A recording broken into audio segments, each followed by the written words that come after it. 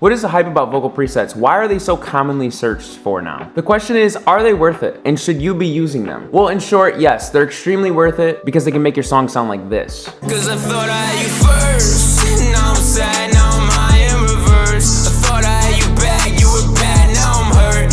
Try to make you smile, make you laugh, you're a curse. I bought you all them bags, paper tags, reimburse you. But hang on, there are some things that we need to know about these. I've seen Reddit threads, YouTube threads of people just arguing back and forth about how either presets are cheating, how it's just a bunch of plugins that somebody put on a vocal chain and then sold to you, blah, blah, blah, blah, blah. Yes, that's true, absolutely. But do I believe that it's a scam for someone to use their skill and create an automated system for you to sound as good as they could? I don't find that to be a problem at all. When you're purchasing a vocal preset, you're paying for that person's time. A person puts all this time into this vocal chain, does all this work for it to sound good on most vocals, and then people complain about it. This is almost like someone being angry that a grocery store sells vegetables. When you go and you buy a steak, do people complain about the fact that they didn't have to slaughter the cow? Well, there's a lot of work that actually goes into these presets, and that's why people do sell them. And most of them are way too expensive, to be honest. That's the one thing that I do often see on vocal preset websites. But what we did is we made it our mission for anybody to be able to afford vocal presets or have access to them. And that's why we actually provide free vocal presets that you can download using my first link below if you want to try them out. And on top of that, we've even created premium presets that are simply the price of your daily Chipotle. But now I want to get into how you should actually be using vocal presets, because I truly do believe that people should be using these to learn and not abusing them and making sure that they're right for their situation. So for instance, if you check out my vocal chain here, I've already added an EQ cleanup and I added my own waves autotune. And this is something you should be making sure you do all the time. Just look up a YouTube video on deductive EQ and learn how important it really is to reduce some of these frequencies that come in really harsh, but make sure not to do too much reduction. But the main point is